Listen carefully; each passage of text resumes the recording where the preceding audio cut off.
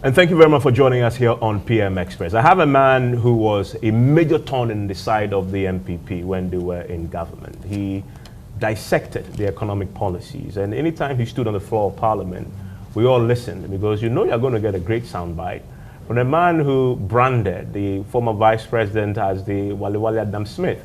Today he is the board member of the BOG, and he's also the chair of the Finance Committee in Parliament. So he is a very powerful man indeed, and he joins me for PM Express tonight. And as you can imagine, based on the positions he occupies currently, we'll talk a lot about the economy, and he doesn't shy away from that. After all, that is his forte. He is Isaac Adongo. He joins me on PM Express. Thank you very much, Mr. Adongo. Yes. I'm grateful to have you. Yeah, it's a pleasure to be on this platform. I'm delighted to have you. Yeah. Let's start with the obvious. Yeah. The economy is doing wonders. Are you popping the champagne just yet? Not exactly. We are guided by the truth of how economic management is supposed to be. And economic management is not an event; it's a process. We are happy that the journey we have started is beginning to bear fruit. But we know we are not out of the woods yet. And we don't want to take our legs off the paddle. We want to continue to do the difficult job that we are currently doing, and to give the support that we need to give to the finance minister and his team to anchor this much more permanently, so that we can avoid slippages and revert back to the period that we didn't want at the time. You know, last year and the year before, when Kenneth Friata was in charge, and we did the debt restructuring, we all concluded that a lot of what they had done to restructure the debt was just deferring the pain. Yes. And that whoever won the 2024 elections was going to bear that pain, the government and the people. But what is happening currently the last 4 months is the opposite of what many predicted was going to happen. Are you surprised at how well the economy is faring in the last 4 months, considering that we all looked at 2025 and beyond with trepidation? No, not at all. When we won power, we looked at ourselves and we said, now we have it. This is what we've been looking for. It's going to be a very difficult journey, but what do we have to do? And we said, well, we have to take the difficult decisions now in order to refocus the economy. And we knew that a lot of what was happening was down to lack of confidence in the economy. It was down to business agents having to take rational decisions to protect themselves. So most businesses had moved away from taking decisions to inform transactions to protecting themselves in terms of being precautious and being speculative even in some instances. And we knew that what we needed to do was first to tackle this in order that we can bring the economy to be aligned with people demanding, say, our currency only when they need it, and be able to focus on transactional demands for the currency and take off the precautionary and speculative influences on the currency. And also to do that, we also needed to ensure that government itself was disciplined enough in order to make sure that when we are spending on the government side, the fiscal side, we are spending money that we are generating from the economy and not bringing money that doesn't belong to the economy that ended up fueling through the exchange market. So you would find that we are not printing money. When you print money, what happens? That money must find its way either into productivity or some form of investment. And if you have an economy where your investment is limited to the short end alone, then you have to find other alternatives. And in that instance, you find that people saw the foreign exchange as a means of protecting their investment gains.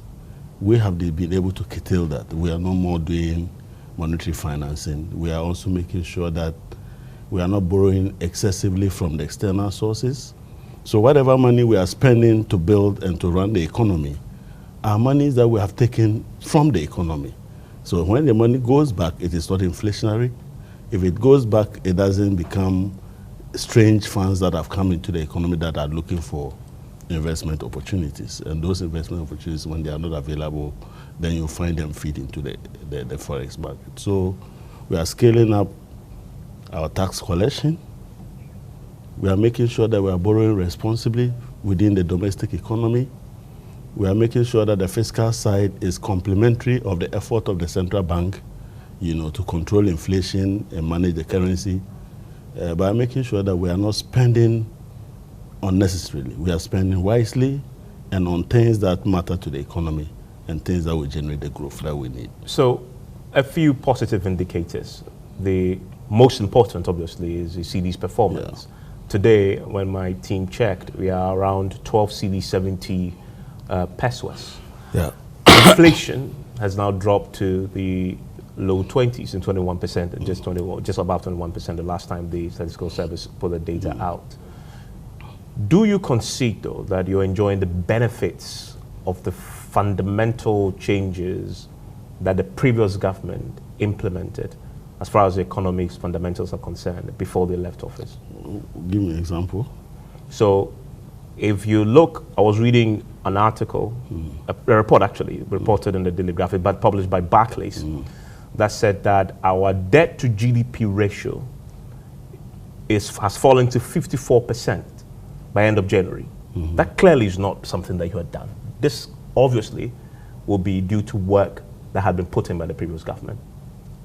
Okay, so our debt to GDP had declined in January. We are in May. We are discussing May now. Yeah, but I'm looking at, I'm citing January because that's the report. BOG is actually yet to publish the latest numbers. But, so that's what we can work with. But what we can work with is the daily exchange rate we are seeing. What could be informing that? One, the central bank and the government of Ghana are cumulatively doing a lot of things that people do not know. If you look at the borrowing regime of the government, we are aware that we are only limited to the short end, but we also know, we study the market and we know that there are different players that are operating within the monetary space, which is the central bank borrowing, and that of the fiscal space, which is the central bank borrowing. The one operating within the fiscal space is looking at investments within the longest horizon. And at the moment, without the capital market, that can only be between 91 days and some 1 year, okay? And these people are looking at how to ensure that when they disinvest or when they get to maturity, the money that they get, they are able to find the same type of instrument with the same risk characteristics and revenue characteristics so that they can lock in further revenue to the year. So these people are looking at the risk of what we call reinvestment opportunities. And we now look at this and say, okay, can we give these people a much longer dated 91 to 1 year? And then the central bank looks at only those who are looking at a much shorter horizon, such as the banking community, who are just interested in managing their liquidity. Okay, so in that case, once they are managing their liquidity, they are able to turn around this money within a short period. So the end result is that the central bank has been able to sterilize close to 15 billion Ghana cedis. When I say sterilize, they've been able to arrest some cedi that is roaming in the economy and locked it up at the Bank of Ghana by enticing them with a much higher interest rates. So you see the central bank is giving them 27%. The banks are willing to take that 27% in order to manage their liquidity. Okay, so those monies are not available anymore for people to go and buy foreign currency, for people to go and spend and increase inflation. So those money, we say they are sterilized at the central bank. And this is targeting a market segment that is focused on liquidity, so that within 56 days, if they need their money back to run their banks and meet their demands in terms of withdrawals, they can do that within shorter intervals. Whilst at the same time, for those that want to keep the money for 91 days, the central bank, the government of Ghana knows that it cannot give a higher interest rate because it has to create a fiscal space. and your interest payment is a major burden on the taxpayer. So you want to be able to say that if you have these monies, I will give it to you, but I cannot match the central bank, interest rate. Now, if you decide not to go for it, because the interest rates are low, and you go for the central bank money because the interest rates are high, it is only for 56 days. And central bank policy rates are much more flexible because they give you shorter dated periods because they want to be able to recalibrate in response to the economy. So you would find that if you go and take 56 days, you are getting 27%, but you don't know the rate you get the next time. By the end of the 56 days, the central bank might see data that suggests that I'm paying too much because my monetary policy objectives are being achieved. I'm able to anchor inflation, and therefore I can be able to soften out a bit. So they will not give you 27%. They may give you even below the government of Ghana rate. By which time you cannot go back because then it is not available for you. So you lose a reinvestment. So I can give you 14%, but I will give you the opportunity to lock in for 1 year and be certain that you make that 14% for 1 year. If you decide not to take the 14% and you go chasing for 27%, by the time you come, I'm roaming around 11%. So for you, is that fundamentally the reason why the dollar I'll be roaming around 11%. So you lock in.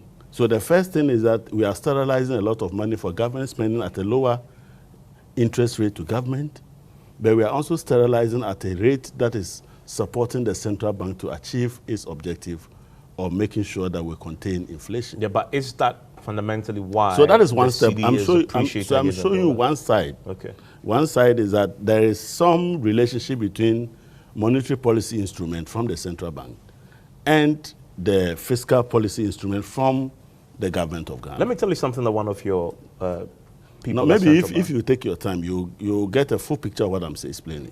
Now, in addition to this, you are now beginning to see that the central bank is enforcing a policy towards unification of the various rates that existed before. You know, I famously said that Aboche has the dollar and the Bank of Ghana has the rates. Now what we are trying to do is to unify all those plethora of exchange rates. But you can't control the rates on the black market. We can do that. How? You know, so what we are doing is that the black market requires some liquidity outside of the financial system. Okay? Now we are saying that if you don't need dollars, you cannot use our banking system to trade speculation. So if you put your dollars there, we'll trap the dollars.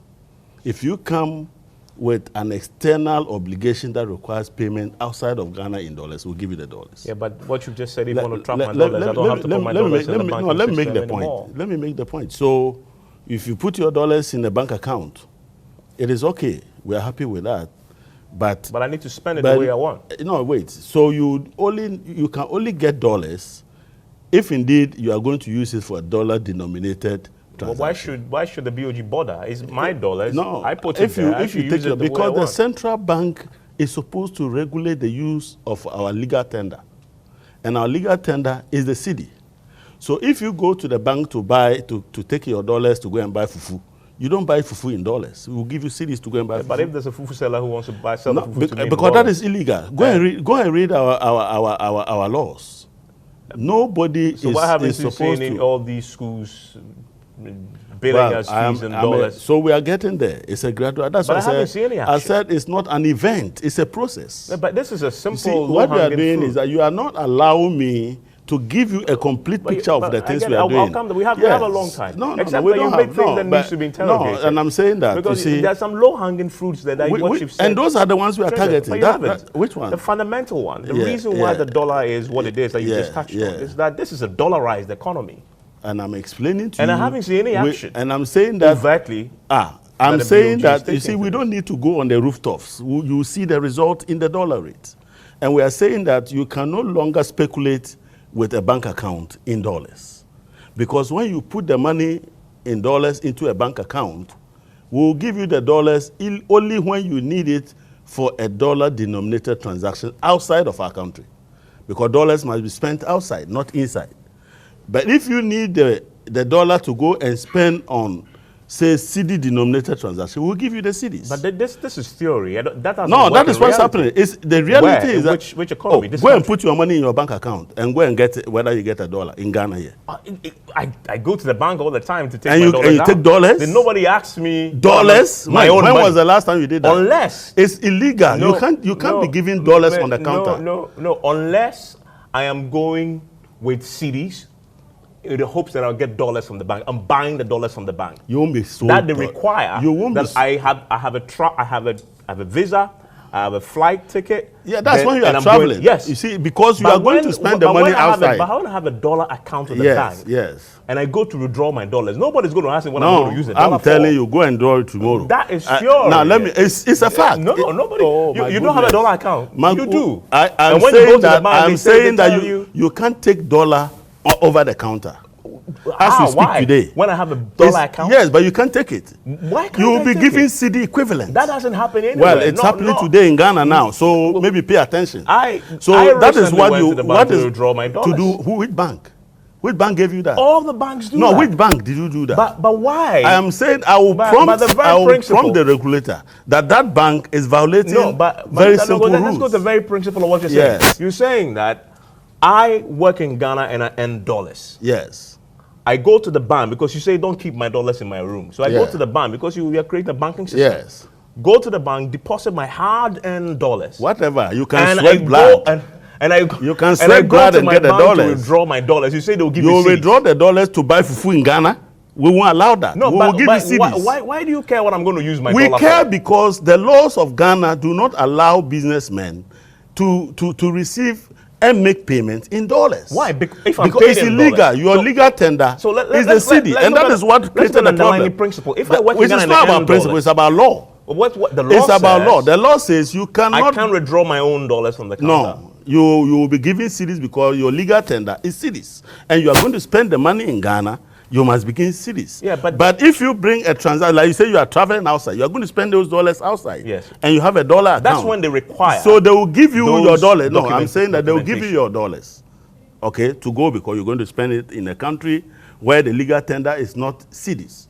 But if you are spending it in Ghana, there is no justification. In fact, there is a Bank of Ghana notice that prohibits somebody withdrawing dollars over the counter. When it is your own bank account. Yes, in fact, you can actually swear blood. So it's because of this type of arguments that you were paying 17, 18 cedis for the dollar. Mr. Adongo, what you're actually saying is that I should never bother putting in the dollars in the bank account. Well, we don't care how you interpret it, but that's what it is. This is a rational and I'm saying that Ghanaians, the next time I earn my dollars legitimately, Ghanaians I'm not going to the bank. I'll dig the ground in my house and put it there. How many can you put in your house? You run the risk of people stealing your money, okay? And when people steal your money, you realize that it was much safer to put the dollar in a bank and take a CD for it. Why? How much can you keep under your pillow? This CD that somersaults so frequently it is the reason, and now that is the reason. Why would I take my dollars into a bank and go and take the CD? Because, who does that? Because we want the dollar to be as stable as possible, even appreciate.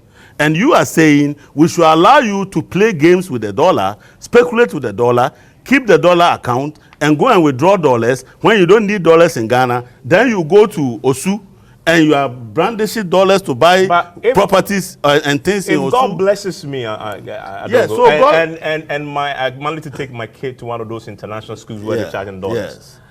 And I go to the bank to withdraw my dollars to go and pay. You won't be giving dollars. I am telling you, you won't be giving dollars. It is against Bank of Ghana.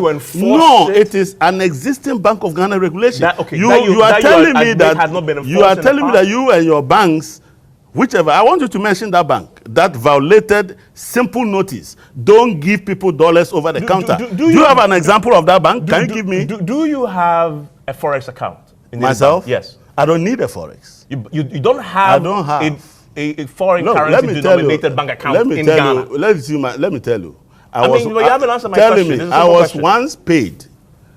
once paid an offshore fund. I opened an account with Republic Ghana. That is about 6 years ago. I put the money in. I spent up to $1,000 left in that account. And I've never stepped foot. So when you went for the money, did they give you dollars? I used it to pay a dollar-denominated transaction outside the shores of Ghana. So you never once went there? And it was an offshore account. Since then, I haven't gone to Republic Bank to withdraw that 1,000 that is left there over the last 6 years. So why do the banks issue us dollar checks? They do? Mr. Adongo, what are you talking about? I don't know what you're saying. Are you in this economy? No, I'm saying that today. Take it from me. Why do the banks issue us dollar checks? Because I don't know about that, but I'm saying pound checks. And they take. And you can go to the counter and sign on the dotted line your check. When was the last time and withdraw? When was the last time you did that? I mean, but they issue the check. Are you saying you don't know? I don't care about those checks. I'm saying that the effect is that you can't go and withdraw dollars over the counter. I mean, that's what I want to clarify. Is it something you want to now enforce? It is something in force. Go and find out. It's the one thing being on the logbooks and one thing it's enforced. It's enforced. Yes. So now let me complete the cycle for you to understand. So one, those who were buying dollars and stocking them in our bank accounts and looking for arbitrage opportunities, today cannot do that. Because when you take your dollar to the bank account, it is not a safe investment for you. So you put it there. Well, you need cedis to spend in Ghana, we'll give you cedis. You need dollars to spend outside of Ghana, we'll give you dollars. But you cannot have dollars at the bank to spend in Ghana because our legal tender is the cedi and it is illegal. So that is one step. The second step is that if you decide that you want to hoard it, I don't know how much. You see, the amount of money people put in their rooms is not the basis for which the cedi will be in trouble. How much can people put in their rooms? With all the risk, if you go and put $100,000 in your room, you have to be watching footsteps when you hear footsteps closer to that door. Okay? But from what you just said, so it's a more rational choice. So, yeah, but putting my dollars because in the we are bank. making it difficult for you to engage in speculative activity. Okay? If you cannot sleep over $100,000, nobody will tell you, go and put it in the bank and take cedis for it. And the people who need the dollars to go to China, to go to whichever countries, will not have that dollar in your bank account, okay, within the banking sector liquidity to go and do those transactions. Not you keeping dollars when you don't need them. I am fascinated. Yeah, you should be fascinated. By so your insistence that I have a bank account, the bank has duly issued me with a check that is in dollars, and you say I can't sign on the check. I'm I saying can that use that check. you and your the banks have given me the check. You and your bankers, I'm fascinated by your that. bankers can issue gold-plated dollar checks. They are useless. I'm telling you. Under the NDC, is they are useless. It is the reason the dollar is somersaulting against the cedi. Very simple logic. People didn't know this. Look, the gold board has not even started bringing in liquidity. You remind me of. Do you understand what I said? Yeah, I said the gold board has not even started bringing in liquidity. Yeah, they haven't yet. Yes. But there is enough liquidity within the economy Adongo, that we are maximizing. Remember in 2013? Yes. When the dollar depreciated very sharply, yes, the BOG governor at the time did a fascinating press conference where he announced, I remember this policy, that what you announced, insisting that it's going to happen, that you in fact, he said, Dr. Wampa, and he said there's a limit you can withdraw from your own at the time forex account. So we are learning government. No, but you say we are learning government today. You can't do that. But Mr. Adongo, let's stay there. Yeah. So the BOG governor, Mr. Wampa, in your previous administration, didn't say that you cannot withdraw, even then when we had a crisis of depreciation. He said there's a limit. The law hasn't changed. Have you amended that law? I am saying that there's a notice to that effect that the banks know.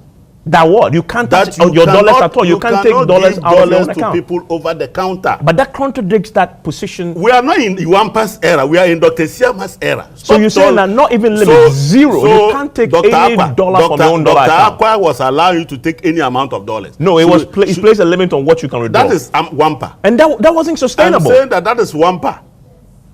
That said there was a limit. But it didn't even work with the limit. You remember? But today is working. There was a backlash. But today is working. Eventually, they had to roll back that policy. I'm saying today it's working. So if the limit didn't work, why do you think a zero withdrawal of your own dollars will work? Because it's working. Or you don't want to wait what is happening. What's the evidence that it's working? The evidence is that the dollar is no more 17 cedis. But no, that's not true, because your head of financial stability at the Bank of Ghana, Nisoa, said that the current fantastic, miraculous performance of the cedi is partly due to $490 million injection into the market in April From where? You have from where? You have so you have put steroids into the economy. So listen to me. 490 million. This is your own. So you're asking me from where? I don't know. This is NISO's point. Listen to me. What is the quantum of dollars that is required in this economy in 1 month? The BDC is alone. How much? He said it's partly. You are not interested in the other part. You have to focus on the partly of 400 but 490 million is a lot of money. That's a drop in the ocean if you consider our forest requirement in 1 month to import just crude. Okay?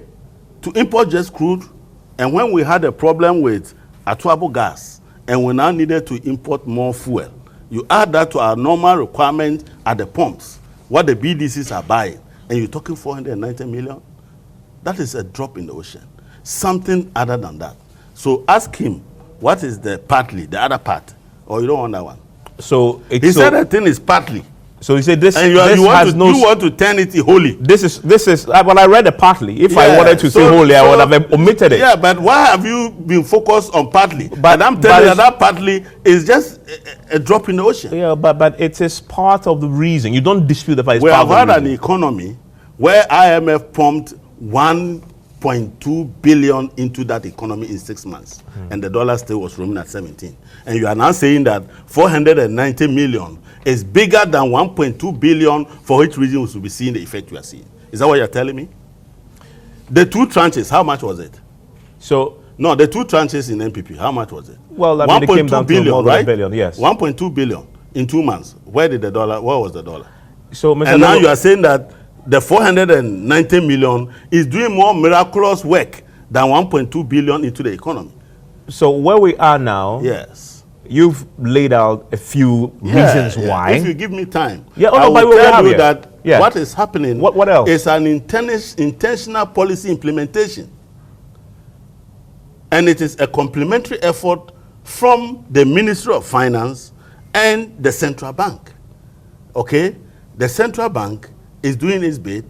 The government of Ghana, under the leadership of the finance minister, is also doing its bit, and the two of them are collaborating. This is an initial remedy to give Ghanaians some relief, whilst the fruits that we really want to bear is to tackle head-on food inflation and the amount of... You've arrested the city. We haven't arrested, please. Where are the keys? We haven't arrested.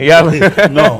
We haven't arrested. So what we are doing is that... So what is happening to the city now?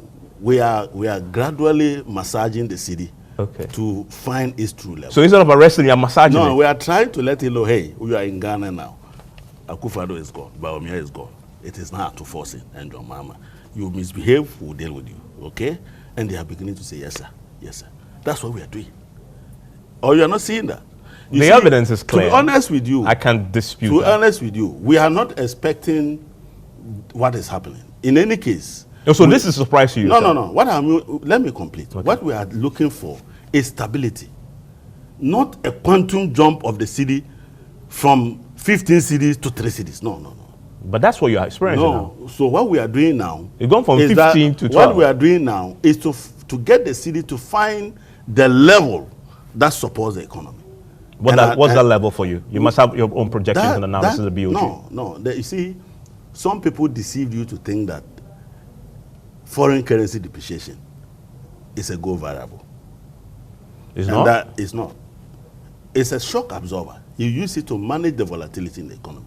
You use it to manage the situation that you are facing in the economy. So if at a point your city depreciates by 30% and brings you stability, that is the appropriate depreciation rate. But now it's appreciated. But somebody told you that you must get a single digit. Some economists made city depreciation a go variable. You've been hearing the what do you call it, inflation at 8% plus or minus 2. Have you ever heard exchange rate a certain percentage plus or minus? Because it's not a go variable. It is a shock absorber for managing liquidity and managing the exigencies of the economy. And we are saying that when we get to a point where we think that the city has arrived, okay, the managers of the economy will know that we have arrived at a place where we need to now make sure that the city operate within stable limits. And that is where we are. So you're talking about stability? We are talking more about stability. We want to be able to help the Ghanaian businessman to plan. We want to be able to anchor inflation much more sustainably. We want to be able to bring fuel prices to the level where Ghanaians can afford it. And we are doing all of that together, mindful of the fact that the foreign currency that we are managing is a US dollar, a UK pound, and a European euro, not a Ghanaian cedi.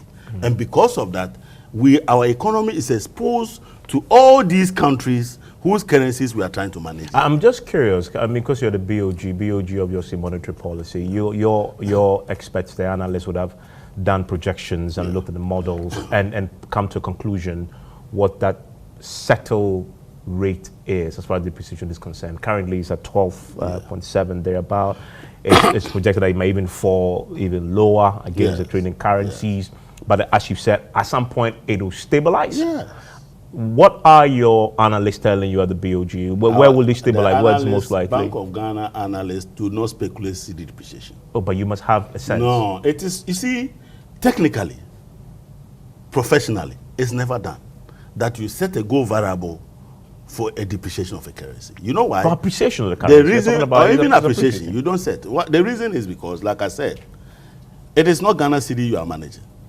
You are managing the US dollar. Okay? So the US dollar would be influenced by external shocks, influence from US and other variables, which could affect your cedi. Your cedi. You are managing the European euro, which also is exposed to the European economy. And you are managing the British pound, also exposed to the British economy, the Japanese yen. So because of that, you are not able as your country to say that I can predict. Why not? No, you Everything cannot. else you've told me, you said the current good performance of the city is due to deliberate, intentional policy intervention. So deliberate. Why can't you use the same principle to make the projection? Deliberate to make sure that you deal with the high level, but you cannot say that by the end of the year, my cedi must depreciate by 10%. No, but then do you agree with those who say this current performance, this miraculous, is largely due to Trump's somersaulting on flip-flopping on the global economic policy? Let me tell you how ignorant that is. You see, your currency, the cedi, is a function of liquidity. So if a dollar is sold one cedi, is sold for one cedi in the United States, but doesn't feed into your economy for the people who need the dollar in Ghana to buy it at one cedi, it's going to that one cedi over there is meaningless. And we're having an economy at the moment where, thanks to Baumia's people, we cannot even attract that forex into our economy through borrowing. Okay? So whether a dollar is going down in America or Japan, of what relevance to the man who needs the dollar in Ghana to go and buy things from abroad? It is about liquidity. And we are saying that we are finding innovative ways to free the dollars that are sitting in people's room back onto the places where we need them. And making sure that we eliminate precautionary demand for the dollar, we eliminate speculative demand for the dollar, and focus on transactional demand. And the transactional demand is that you don't need the dollar to buy fufu in Ghana or kenke, so we'll give you cedi. But you need the dollar to import from China and to import from US, so we'll give you the dollar. It's as simple as that. And then make sure that the amount of expenditure the government is incurring is consistent with monies that are being channeled from the economy itself to the government purse, so that you are not introducing strange money. See, when they were printing 80 billion, they were bringing into an economy monies that do not belong to us. Paper from somebody. It's just simply like having a Yahoo man print money, and we say it's illegal. But in government of Ghana, you can have a central bank print Yahoo, come and spend. Let me return do you get my point? Let me return to a subject, because also because it's you were the chief critic of the previous government's economic policies. But even you must admit that it did some good, and that you're reaping part of those benefits. And I want to return to I want to return to the data I put out from Barclays, reported by Graphic. That the debt to GDP ratio, in fact, that particular commitment we made in the IMF program to reduce the debt to GDP ratio by 2028 The Barclays report says we would meet and exceed that target 3 years with 3 years to spare. Yes. And that as of January, our debt to GDP ratio was 54%. Yes. That, I put to you, Yes. is because of Baumia's magic. Yeah. That he did. Okay, so now let me tell you, where is that money sitting in any bank account in Ghana? So that you can go and buy those dollars and go to Japan and import cars. No, I'm just talking about simple. No, so I'm just telling you the reality. Ratio that we has don't. You see, we don't use 54%. We don't use debt to GDP to service public debt. No, but debt to GDP ratio is a fundamental indicator of its health of an economy. What are we discussing? What are we discussing? What are we discussing? Inflation. In fact, we've moved on from inflation. No, we moved on from inflation. We moved on from the depreciation. I'm asking. I am talking about tangibles, and you are talking about theoretical numbers. Tangible as it gets. So because the entire IMF program tell me the effect. The entire IMF program is anchored on debt sustainability. So tell me the impact of that on what you are seeing in the economy. Tell me what you are seeing. You have to allow me to ask the question. No. I have to ask you also. I am not a economist. I'm also asking you. No, by asking you, I help you to appreciate what I'm doing. If I had any clue about economy, I'll probably be at the but I'm saying that, on the chair. I'm not asking you. I'm asking those people who are watching you and are thinking the way you are thinking. No, if I had the answer, I would be sitting here and you will be there. And I'm saying that. I'm coming. I'm saying that my inflation has come down. You say debt to GDP has improved.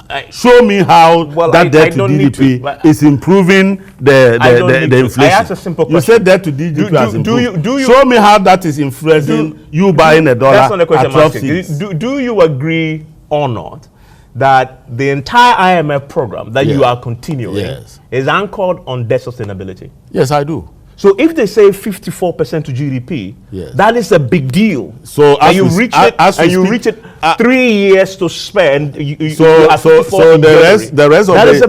rest of the years, Baumia and Co will resurrect to come and run that economy. No, but I'm asking you. Are you ready to 3 years in advance for what? For leaving your debt to GDP ratio. I should or 54% according to Barclays. Did they take a debt to GDP percent of what they left us when they took over government? And what we are discussing is net present value terms.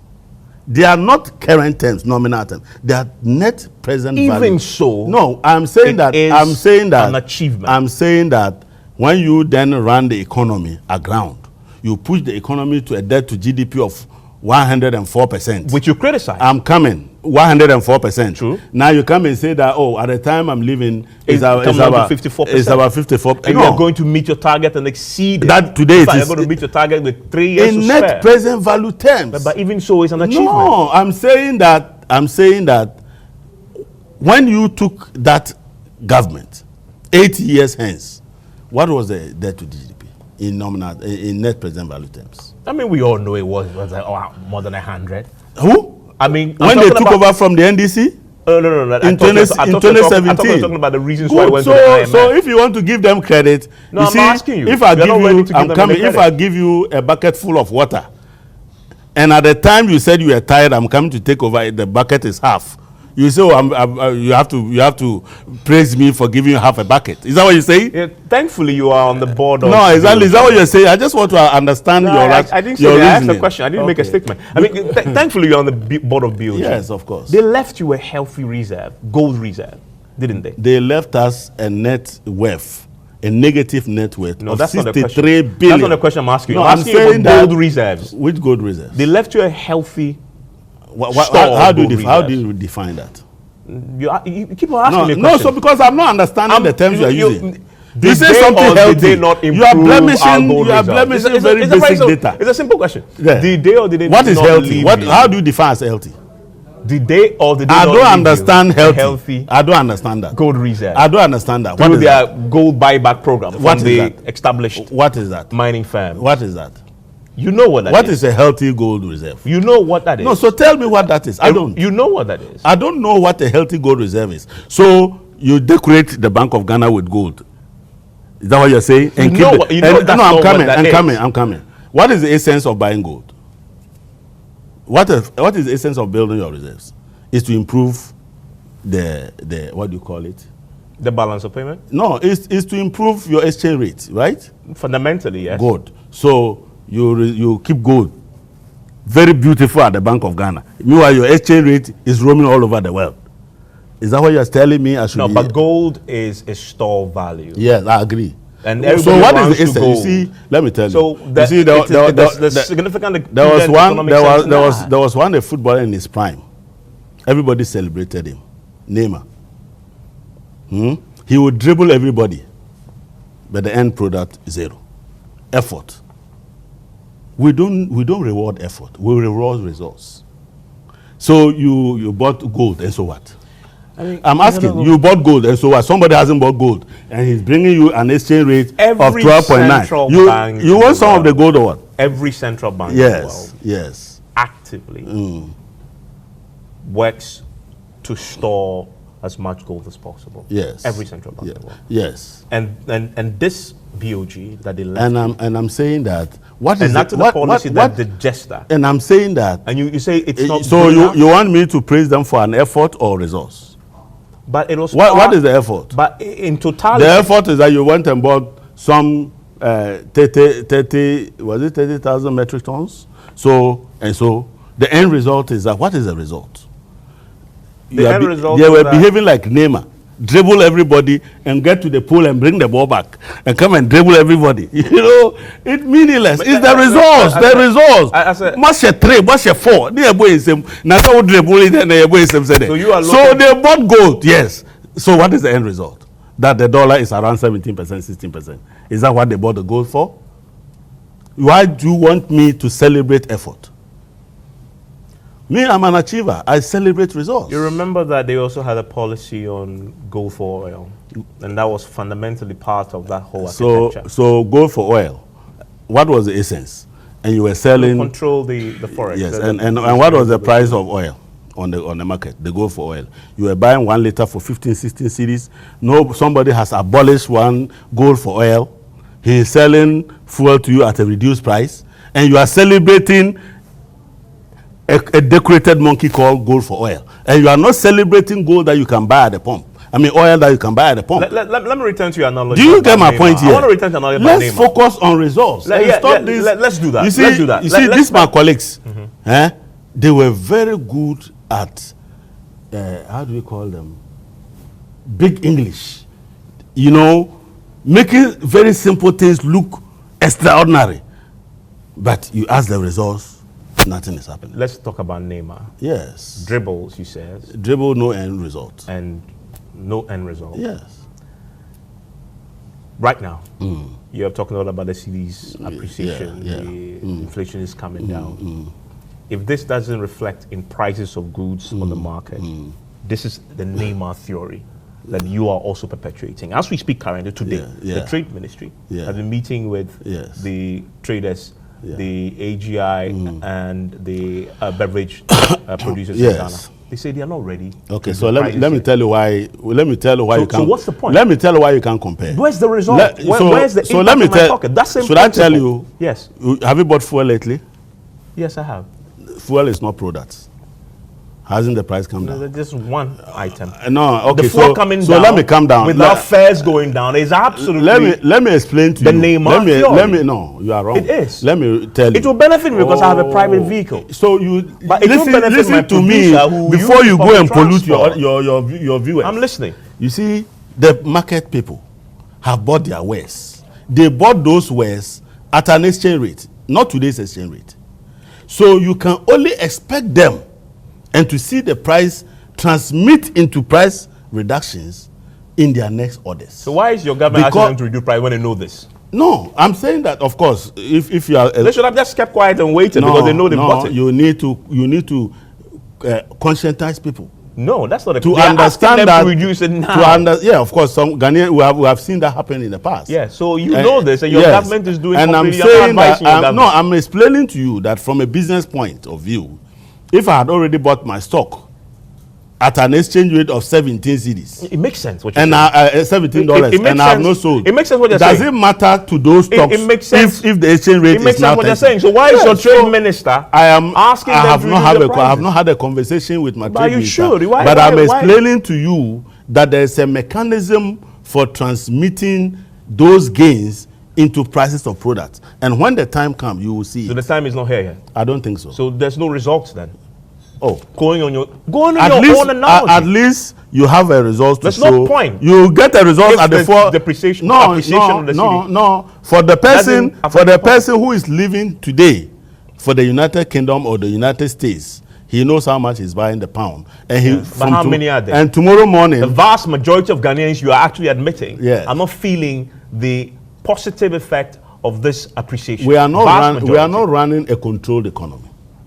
We are running a market-led economy, and the government is an enabler of business decision making by making sure that the variables that inform business decisions are stable, such that the businessman can take the rational decision.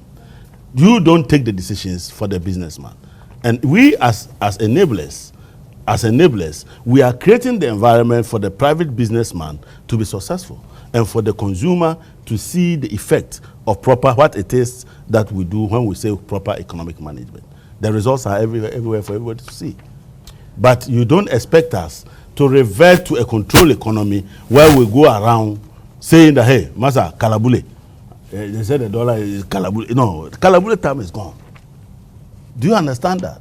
And we were the people who reformed this economy from a controlled economy to a capitalist economy. And we are not about to go back on that. This all comes down to stability. Yes. Over the long term. Yes. Without that, I agree with you. Your Neymar theory. I'm looking for a better player now. There's a player at Manchester United who recently sent off to Deku. Deku does his bit, but he runs a lot. There's another one who we sent off recently to Spain. He was called Anthony. Oh. And Manchester United. Manchester United. Your famous guy. Yes. He dribbles and it looks like you have a lot of money to give out for free. And then he threw the ball away. Yes. Your Neymar is better than him. Ten Hag. Or if you don't achieve stability over the long term, you possibly be Anthony. Fool you people to give a lot of money to Ajax. I remember that. Yes. And brought him for 80 million. And brought a decorated grass. Yes. To come and just dance on the pitch. Exactly. But I'm saying I think right from the start, I told you that we are aiming for stability. Yes. And not one-off events. Are you confident you can achieve that over the long term? Of course. A prolonged period. Exactly. That is what we are aiming at. And it's not an event. I told you that it's not an event. That we just start from 16 cities and bam, it is 5 cities and we are done. No. It is a process. And we are building an economy that supports the deceleration process in the prices that we are seeing. I mean, and that is more important to us than one-off events. And we want to tell you that even now, I remember you interviewed me during the election and when we launched our manifesto. Yes. And I told you that about 60% of our foreign exchange problems are emanating from food. And 40% of us, the same problem for inflation is coming from food. Yeah. We have concrete programs to address that, to stop the importation of needless items into our economy through our agriculture program. And those fruits will not happen overnight. It will take a longer period, but in the meantime, we are giving Ghanaians something to hold body together whilst they wait for the bearing of Before fruits. I move on to other matters before we close, I need to ask you, since we are talking about football briefly, are you ready to apologize to Harry Maguire? You know what he's called now? I thought I did. Oh, you did? Okay. Yeah, I did on the same platform that you did in Parliament. And of course, he's taking you to Europa Cup. Is it Europa Cup? Europa League final. Europa League final. Finals, yes. Anyway, if Manchester is not now he's called Harry Dino. Okay. Now he's a Harry Dino. Harry Dino, because of his dribbling skills. Harry Dino. Yes. Oh, okay. So by the way, that's just by the way. Yeah, but let me ask you, early this year, yes, some of your constituents were very, very unhappy that the way you were not given a ministerial position. Yes, they were very, very unhappy. Yeah. Now you're on the board, you're the chair of the finance committee. Are you happy with that? To be honest with you, I'm a team player. At this point in time, that's his assignment His Excellency has given me. He has deployed me to work for him in Parliament and make sure that I support the minister to deliver his programs when they come to Parliament, but also to support the governor of the central bank through the board to anchor some of his monetary policy and the things that he's doing to tame external vulnerability. If at any point in time, as a coach, he thinks that should be redeployed, I'm sure he will redeploy. So for now you're content with what you have? It's not about being content. It is the fact that I'm making the best out of what I've been assigned. And hoping that at some point, he may feel that I have to be redeployed in another capacity. So it's not about being happy or not being happy. It's about putting your best foot forward.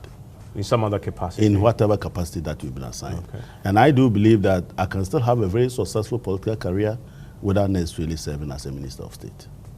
Your people would disagree?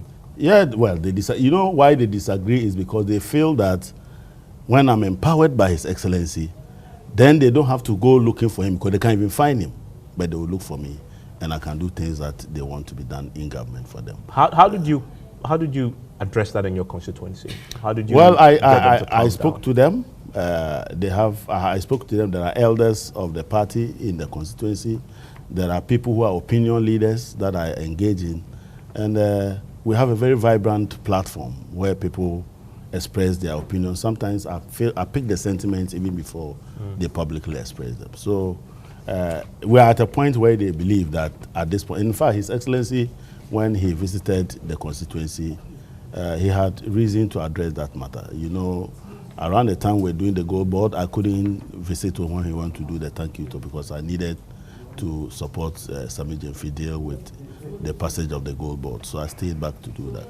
And these questions were asked him, and he said, look, once he took the decision to make my senior colleague the finance minister, he had a challenge because then he needed to now find somebody else since Dr. Ayene was Attorney General. Okay, and so, and he looked around and saw that the members of Parliament, it was difficult to go past me to do the work of Parliament as a chairman of the Finance Committee. So at this point in time, that is the assignment that I've been given, and I think that I have to make the most of it. But you could have at least become the board chair of the BOG, the board member. No, the BOG board is legally assigned to the governor. Per the Bank of Ghana Act, the governor is also the chairman of the board. I think, to be honest with you, I'm enjoying my work there. I serve on 3 critical committees, the risk committee, the economy committee, and the budget committee. And in fact, I chair the budget committee. And the budget committee for me is more exciting because we need to have a deliberate program to get out of the net the net worth of about 63 billion that we came to meet. And so we are looking at being able to exit government someday or exit the board someday with the bank in a much more healthy state. Are you enjoying the trappings of the 250 million building that you now work on? You know, for those of you who know me, I can work anywhere, even from the boot of my car. So yes, but you work from that building. Are you enjoying the place? The result of that is that you paid $250 million that could have been deployed in other. Yeah, but now you are enjoying its condition and the trappings. Unfortunately, I have no choice. It is not a decision that I can reverse. So what do? I decide that I alone have to be sitting in the open space. I have no choice about it. My question is, are you enjoying it?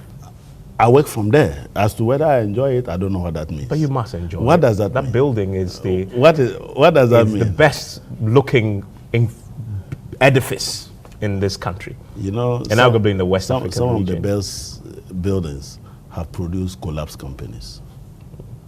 But you are the butcher. You remember the Welcome? Yes.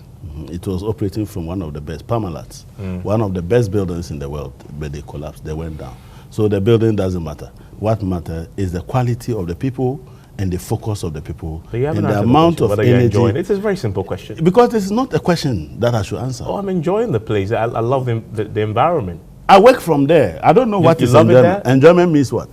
The place looks great. It's welcoming.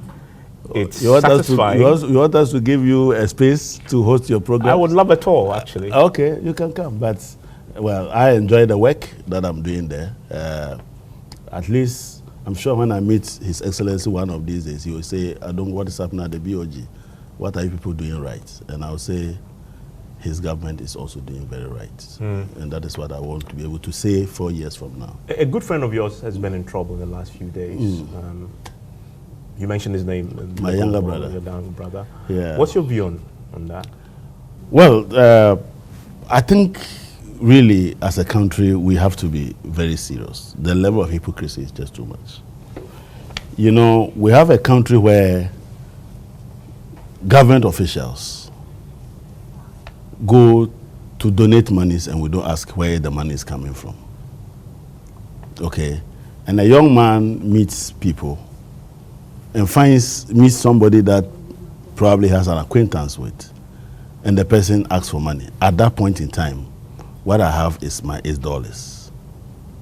I go into my car to try and grab something for him, and they are filming me, not under my instruction. Of course, he should have known now that he's a public figure, and His Excellency is very mindful of the sentiments of Ghanaians relating to those matters. And so, yes, I would say that how do you call it? It's an error. He's erred, and I think he will learn from it. He still has a long future, and I do believe that we cannot throw out the bathwater with the baby. This is a shining star for us. He's so far done very well to start Gold Ball from scratch. And the kind of systems he's developing at Gold Ball to ensure that we have very robust gold export regime is commendable. Of course, he's made an error. And given the kind of work that he did against the previous government, you should expect that they will come after him. And given the level of difficulties that our foot soldiers are going through as a result of the type of economy we are running, they will look at him and say, but how come you go and give dollars to this woman who didn't even support us? But the most important thing is that at the right time, when financial clearances are being issued from the Ministry of Finance, left, right, and center, there will be opportunity to engage a lot of the youth that are unemployed, and they will find something to do. I mean, let's wrap up on, you've ticked a lot of boxes in your 120 days. Yes. As the chair of the Finance Committee, the several taxes that you had promised to scrap came before you, and you facilitated the passage of the act that repealed it. But there's one stick in town, which is the COVID levy, which is still on our books, which you promised to let go. Yes. Are you ready, at least on PMFS, to tell people that on that one we failed? Okay, we haven't. See, we have given a roadmap. The COVID levy is being treated in a way that affects most of our taxes in relation to value-added tax. We are doing a holistic review of the value-added tax plus the COVID levy in order to arrive at a tax regime or a VAT regime that we think can help us rake in the needed revenue, whilst at the same time giving Ghanaians the relief that we promised them.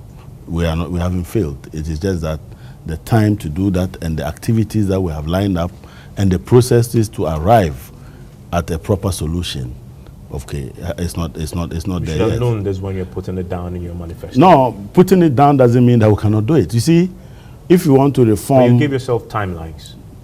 You have missed your own timelines. I'm saying that. At least, are you ready to concede that? I am saying to you that the value-added tax reform is ongoing.